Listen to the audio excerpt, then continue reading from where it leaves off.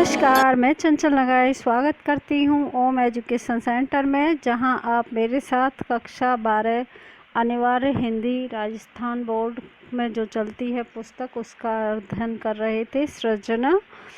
तो हम चैप्टर 2 शुरू करेंगे। उससे पहले आप चैनल को सब्सक्राइब करिए, लाइक करिए, बेल आइकन को प्रेस करिए, जिससे आपको सारे नोटिफिकेशन समय पर मिल सकें, और अपने दोस्तों को अधिक से अधिक शेयर करिए, जिससे उन सभी को इसका लाभ मिल सके।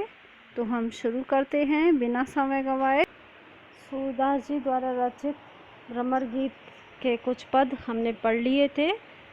3 पद बकाया रह गए थे, जिन्हें हम आज कंप्लीट करेंगे। तो देखते हैं। अखियाँ हरि दर्शन की भूखी, कैसे रहें रूप रस रांची, ये बत्तियाँ सुन रूखी। अवधि गणत एकटक मगजोवत, तब एति नहीं झूकी। अब इन जोग संदेशन ऊधो, अत्याकुलानी दुखी। बारक वह मुख फेर दिखाओ, दुई पद पीवत पतुखी। सूर सिकत हटनाव चलायो, ये सरिता है सूखी। तो श्री कृष्ण के विरह में गोपियाँ तड़प रही हैं, तभी उद्धव ज्ञान योग की चर्चा करते हैं। आकर उन्हें ज्ञान योग साधना करने की शिक्षा देते हैं, निर्गुण ब्रह्म की उपासना करने की दीक्षा प्रदान करते हैं। तो वे उनको कहती हैं कि हे उद्धव, तुम्हारा ये योग ज्ञान हमें ऐसे लग रहा है जैसे बिल्कुल वृक्ष जब कोई रस पान कर रहा हो और उसे कोई रुक्ष चीज़ पकड़ा दी जाए, ऐसे हमें तुम्हारा ये योग ज्ञान लग रहा है। वही बात इस दोहे में, इस पद में उल्लेखित है। वे कहती हैं कि अखियाँ हरि दर्शन की भूखी, कैसे रहें रूप रस रांची, ये बत्तियाँ सुन रूखी। हे उद्धव, हमारी ये आँखें, हमारी ये अखियाँ तो श्री कृष्ण के दर्शन की भूखी हैं, श्री हरि के दर्शन की भूखी हैं। हमारी आँखें तो उन्हीं के प्रेम में डूबी हुई हैं। कैसे रूप रस रांची, ये बत्तियाँ सुन रूखी। उनके रूप रस में डूबी हुई आँखें तुम्हारी इस योग साधना रूपी रुक्ष बातों को से कैसे भला मानेंगी, कैसे समझेंगी। जो तुम्हारी ये बातें योग की जो वृक्ष हैं, वे श्री कृष्ण रूपी रस में डूबी हुई अखियाँ कैसे समझ सकती हैं, उनसे कैसे संतोष प्राप्त कर सकते हैं। अवधि गणत एकटक मगजोवत, तब एति नहीं झूके। अर्थात प्रीतम श्री कृष्ण ने मथुरा से लौटकर आने की अवधि की गणना करने को कहा था। वे लौटकर नहीं आए। उनकी आने की रास्ता देखते देखते, मग जोहते जोहते, रास्ता देखते देखते हम इतनी परेशान नहीं हुई, हमारी आँखें इतनी व्यथित नहीं हुई, उस अवधि की गणना करते करते इतनी व्यथित नहीं हुई, श्री कृष्ण का रास्ता देखते देखते इतनी व्यथित नहीं हुई, जितनी अब इन जोग संदेशन ऊधो अत्याकुलानी आत दुखी। अब आपके योग संदेश को सुनकर, निर्गुण ब्रह्म की उपासना के बारे में जानकर जितना ये अकुला रही हैं, जितना ये व्यथित हो रही हैं, जितना ये दुखी हैं हमारी आँखें, उतना तो श्री कृष्ण का रास्ता जोहते जोहते, बाट जोहते जोहते भी परेशान नहीं हुई। बारक वह मुख फेर दिखाओ, दुहि पद पीवत पतुखी। एक बार आप हमें उस मुख का दर्शन दोबारा करवा दीजिए। बस यही हम चाहते हैं, यही हमारी आँखें चाहती हैं कि आप बस बारक मीन्स एक बार सिर्फ हमें वही मुख दोबारा दिखा दो, फिर दिखा दो। कौन सा? जो दुहिपद पीवत पतुखी, पतुखी मीन्स पत्तल से बनाया बर्तन जो दोना कहलाता है, उसमें मतलब जिस पतुखी, जो मुख पतुकी से तुरंत दूध दुहकर तुरंत पी लेता था, वही मुख हमें, अर्थात हमें उस श्री कृष्ण के दर्शन दोबारा करवा दीजिए। उस के पास हमें दोबारा ले चलो, या हमारे पास उस श्री कृष्ण को दोबारा ले आओ और उसकी गोप लीलाएं हमें दोबारा दिखा दो। सूर सिकत हट नाव चलायो, ये सरिता है सूखी। सिखत मीन्स रेत राशि। सूरदास जी कहते हैं कि इस सिखत में, अर्थात श्री कृष्ण तो चले गए, उनके रूप रस रूपी जल जब हमारी आँखों में था, उनके रूप का रस हमारी आँखों में था, तब तो हमारी आँखें जल सहित नदी के समान थीं। लेकिन अब क्या हैं? सिकत के समान, रेत वाली नदी, ऐसी हैं जैसे रेत वाली नदी। अर्थात श्री कृष्ण का रूप रस चला गया यहाँ से, तो हमारी आँखें जलहीन नदी के समान है, सूखी नदी के समान, जो रस से, वो रेत से पूरित है। ऐसी नदी में आपका नाव चलाना हटी है, व्यर्थ है। ये तो सरिता सूखी हुई है, ये नदी पानी से हीन है, जलहीन है, इसमें नाव चलाना क्या है? हठपूर्वक नाव चलाना व्यर्थ है। अर्थात हमारे सामने निर्गुण योग का उपदेश देना व्यर्थ है।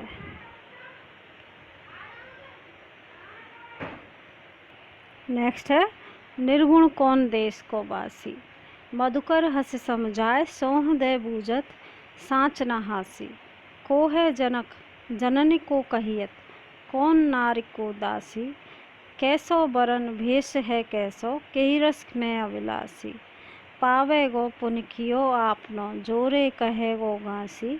सुनत मौन है रयो ठग्यो सो सूर सवे मत नासी। अर्थात उद्धव ने गोपियों को निर्गुण निराकार ब्रह्म की भक्ति करने को कहा, तो उन्होंने उद्धव को प्रत्युत्तर कितना अच्छा दिया कि बस उद्धव देखता ही रह गया। सुनिए क्या दिया प्रत्युत्तर, कि निर्गुण कौन देश को वासी। गोपियाँ पूछने लगी कि हे उद्धव, तुम जिस निर्गुण की बात कर रहे हो, जिस निराकार ब्रह्म की हमें उपासना करने की बात सुझा रहे हो, वे कौन देश का रहने वाला है, कहाँ का निवासी है। हे मधुकर, वे भौरे को आलम्बन मानकर उपालंब देती हैं। वे कहती हैं कि हे मधुकर, हंसी समुझाए सोह दे बूझत, साँच न हासी। अर्थात हमें अच्छी तरह समझाकर कहो, हंसी मत करो। सोह दे बूझत, हम सौगंध देकर पूछती हैं, शपथ देकर पूछती हैं कि सच्ची सच्ची बताओ, हमारे साथ मजाक मत करो, या हम तुम्हारे साथ मजाक नहीं कर रहे, हम तो सच बात कह रहे हैं कि निर्गुण किस देश का रहने वाला है। को है जनक जननी को कहियत, उसका पिता कौन है, और जननी को कहियत अर्थात माता कौन है उसकी, कौन नारी को दासी, और उसकी नारी कौन है अर्थात पत्नी कौन है, कौन उसकी दासी है। कैसो वरन भेष है कैसो, कई रस में अभिलाषी। कैसा वर्ण है उसका, हमारा श्याम तो दिखता है, सफ़ेद काला है, श्याम रंग का है। नंद बाबा उसके बाबा हैं, माँ यशोदा उसकी माता हैं। आपका निर्गुण ब्रह्म कौन से देश का रहने वाला है, उसके बाबा कौन हैं, उसकी माँ कौन है, उसकी दासी कौन है, और उसकी पत्नी कौन है, उसका कैसा भेष है, उसका कैसा वर्ण है। कई रस में अभिलाषी, और वह कौन से रस की अभिलाषा करता है, वह किस रस से मोहित होता है। हमारा कृष्ण तो प्रेम रस में डूबा रहता है, प्रेम रस का अभिलाषी है। आपका निर्गुण ब्रह्म किस रस का अभिलाषी है। पावे गो पुन कियो आपनो, जोरे कहे गो गांसी। और क्या कह रही हैं कि यदि तुम हमारे इन प्रश्नों का उत्तर देने में कोई भी गांसी अर्थात गलती करोगे, असत्य भाषण करोगे।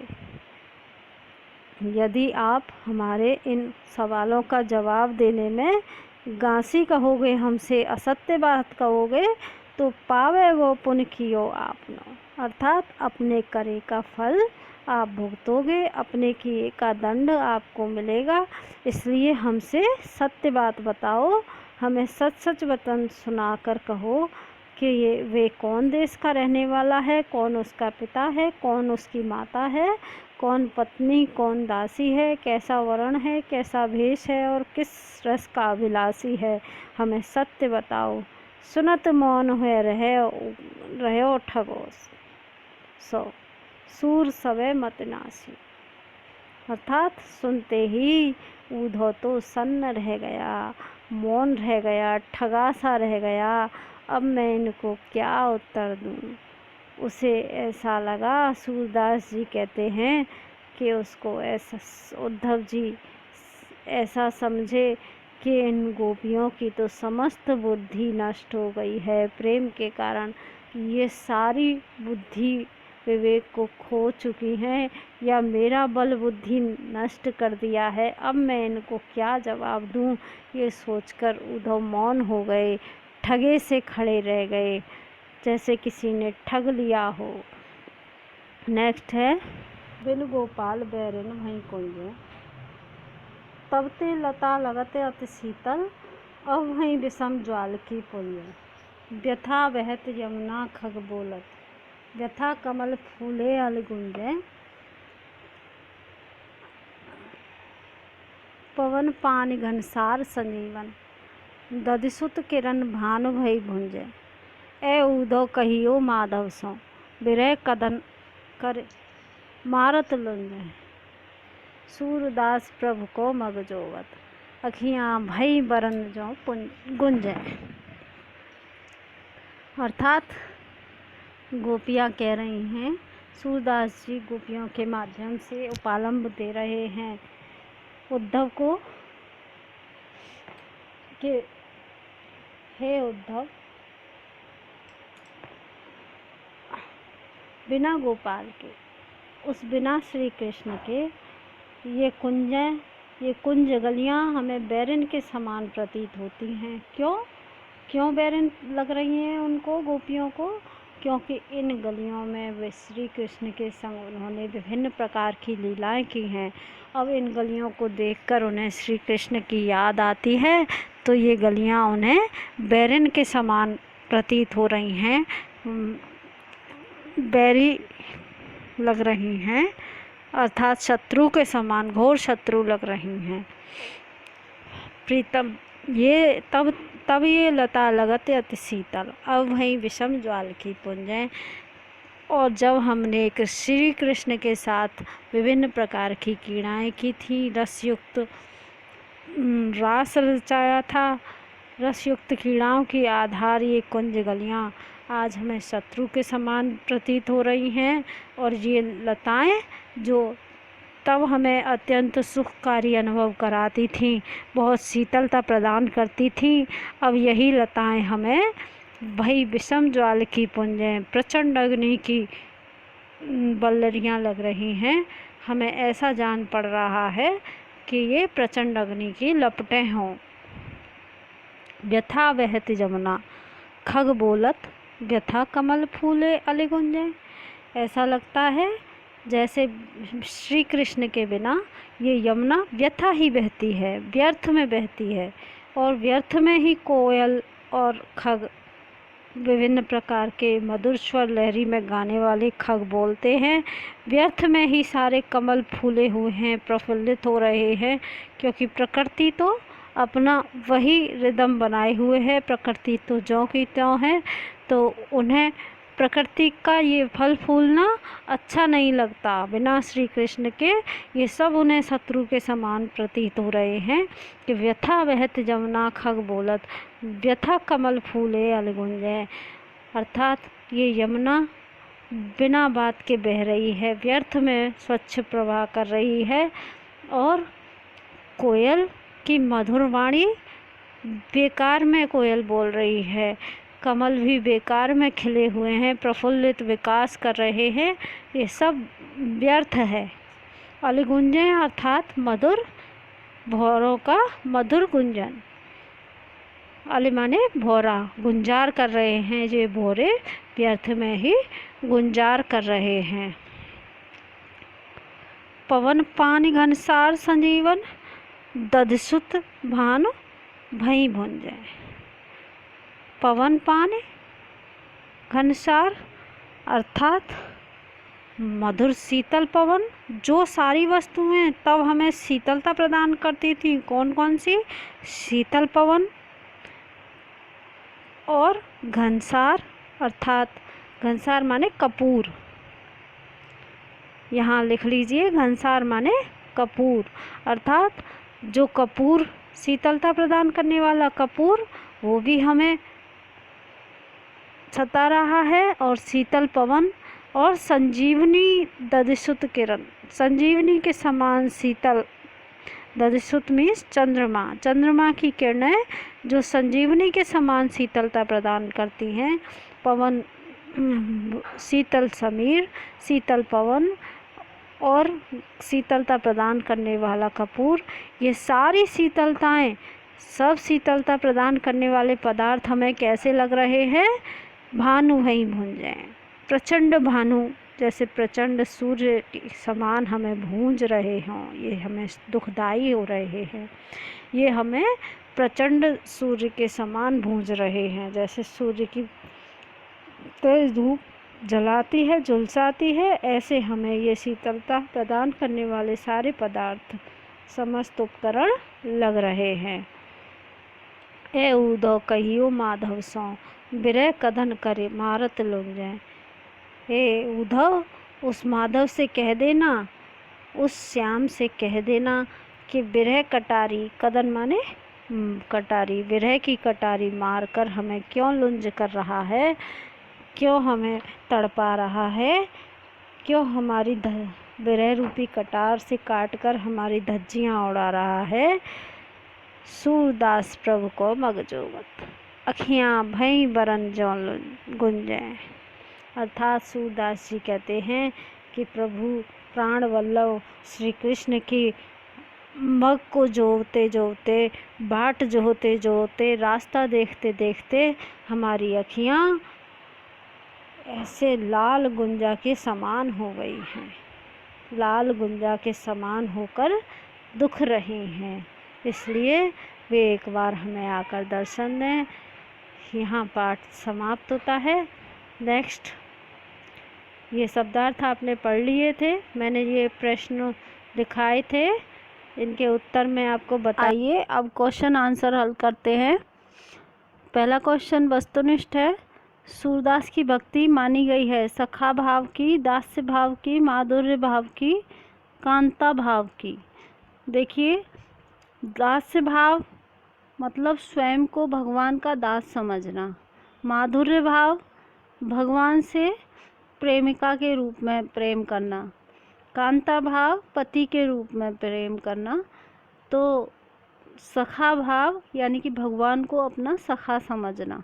तो सूरदास जी भगवान को अपना सखा समझते हैं, सखा समझकर भक्ति करते हैं, तो उनकी भक्ति सखा भाव या साख्य भाव की है। सूरदास ने अखियों को भूखी बताया है। किसकी भूखी बताया है? हरि दर्शन की, अखियाँ हरि दर्शन की भूखी। नेक्स्ट क्वेश्चन है, उद्धव से गोपियों ने ऐसे कौन कौन से प्रश्न किए कि उद्धव ठगा सा रह गया। उद्धव से अभी हमने पढ़ा है थोड़ी देर पहले ही कि गोपियों ने कौन कौन से प्रश्न किए। निर्गुण ब्रह्म कौन से देश का रहने वाला है, उसके माता पिता कौन है, उसकी पत्नी कौन है, उसकी दासी कौन है, वह किस रस का अभिलाषी है और उसका भेष क्या है, उसका वेशभूषा क्या है, वह कौन से वर्ण का है, आदि ऐसे प्रश्न उद्धव से गोपियों ने किए। ऐसे प्रश्नों से उद्धव ठगा सा रह गया। हारिल पक्षी की क्या विशेषता होती है? हारिल पक्षी की विशेषता ये होती है कि वो सदैव अपने पंजों में एक लकड़ी को जकड़े रहता है, पकड़े रहता है। जहाँ भी बैठता है अपनी ही लकड़ी पर बैठता है, अन्य किसी डाली पर, अन्य किसी स्थान पर वह ज़मीन पर कदम नहीं रखता, अपने पंजे नहीं जमाता। अपनी लकड़ी पर ही, जो लकड़ी उसके पंजों पे फंसी हुई है उसी लकड़ी पर वो बैठेगा। ये हारिल पक्षी की विशेषता होती है। तो ये बात मैंने आपको पहले भी बता दी थी। नेक्स्ट क्वेश्चन है, गोपियों को उद्धव का योग संदेश किसके समान लग रहा है? गोपियों को उद्धव का योग संदेश कड़वी ककड़ी के समान मालूम पड़ता है। गोपियाँ तो श्री कृष्ण के प्रेम से स्वरूप से प्रेम करती हैं, श्री कृष्ण के स्वरूप से प्रेम करती हैं। उद्धव उनकी भावनाओं को साकार स्वरूप से, वह निर्गुण को नहीं जानती, वह निराकार ब्रह्म को नहीं जानती। वह साकार श्री कृष्ण जो सिर पर मोर पंख बांधते हैं और हाथ में बंसी धारण करते हैं, साक्षात उनको दिखते हैं, उनके साथ लीलाएं करते हैं, उनसे प्रेम करती हैं। उद्धव उनकी भावनाओं को न समझकर उन्हें बार बार योग साधना करने के लिए प्रेरित कर रहे हैं। इसलिए श्री कृष्ण को भूलकर निर्गुण निराकार ईश्वर की आराधना गोपियों को तनिक भी नहीं बहा रही। उनको तनिक भी अच्छा नहीं लग रहा कि हम साक्षात श्री कृष्ण को छोड़कर निराकार निर्गुण ब्रह्म की उपासना करें। अतः उन्हें उद्धव का योग संदेश मन को कड़वाहट देने वाला कड़वी ककड़ी के समान मालूम पड़ रहा है। नेक्स्ट है, मानव नील भाटते काढ़े, ले यमुना में ज्यों पखारे। इस पंक्ति में कौन सा अलंकार है? तो मन मानहु जन जानहु, जिस भी पंक्ति में आ जाता है वहाँ उत्प्रेक्षा अलंकार होता है। कौन सा? मन मानहु जन जानहु, ये जहाँ भी आ जाते हैं शब्द, ये आया है ना मानहु, मन मानहु जन जानहु, जहाँ भी ये शब्द आ जाते हैं वहाँ आप बिना जाने ही उत्प्रेक्षा अलंकार कर सकते हैं। परिभाषा क्या है कि जब उपमेय में उपमान से भिन्नता होते हुए भी संभावना व्यक्त की जाए, अर्थात एक वस्तु से दूसरी वस्तु की संभावना की जाए, वहाँ उत्प्रेक्षा अलंकार होता है। इसमें मैंने बताया ना, मनहु मानहु, मनो मनहु मानो, जनु जानो, एव सा, ऐसे वाचक शब्द आते हैं तो वहाँ उत्प्रेक्षा अलंकार होता है। नेक्स्ट है, सूरदास के पदों में वर्णित प्रेमाशक्ति की भावना का वर्णन। तो भ्रमर गीत प्रसंग कवि सूरदास द्वारा रचित संकलित है। कवि सूरदास द्वारा रचित पद जो हैं भ्रमर गीत प्रसंग में, वहाँ से संकलित है। उसमें श्री कृष्ण के मथुरा चले जाने पर दुखी गोपियों की भावनाओं का बहुत मार्मिक चित्रण किया गया है और भौरे को प्रतीक बनाकर, भौरे को उसका प्रतीक बनाकर गोपियाँ उपालंब देती हैं। यह प्रसंग प्रेम और भक्ति भावना से ओतप्रोत है। कवि ने अपने आराध्य को प्रीतम एवं प्राण प्रिय बताते हुए अनन्य प्रेम, निष्ठा और गुण स्मरण, विरह, व्यथा और उपालंब आदि की मार्मिक व्यंजना की है। एक और सूरदास ने अपने आराध्य प्रीतम को लेकर गोपियों की विरह वेदना से व्यथित बताया है, तो दूसरी ओर पूर्व काल में प्रीतम के साथ की गई लीलाओं और प्रेमालापों का स्मरण कराकर प्रेम भक्ति का प्रसार दिखाया है। इस कारण गोपियों के द्वारा कभी मधुवन, कभी बादल, कभी ब्रजकुंज, कभी यमुना तट आदि के उपालंब उनकी प्रेम निष्ठा से बार बार स्मरणगत उल्लेख किया गया है। तो कभी प्रेषित पत्रिका की तरह हृदय हार्दिक प्रणय निवेदन किया गया है। इस प्रकार सूरदास ने भक्ति भावना और वियोग श्रृंगार प्रसंगों में प्रेमासक्ति प्रेम भक्ति का अनुभूतिमय चित्रण किया है। शुक्ल जी ने तो यहाँ तक कह दिया है कि अंधे कवि सूर वात्सल्य और प्रेम का कोना कोना झांक आए हैं। नेक्स्ट व्याख्या दे रखी है, तो इसे तो आप कर ही लेंगे। मैंने आपको व्याख्या सारे चैप्टर की अच्छे से करवा दी है, आप अपने विवेक से करिए। अगर आपके समझ में नहीं आए तो पुनः वीडियो देखिए। नमस्कार, आज के लिए इतना ही। धन्यवाद। जय हिंद।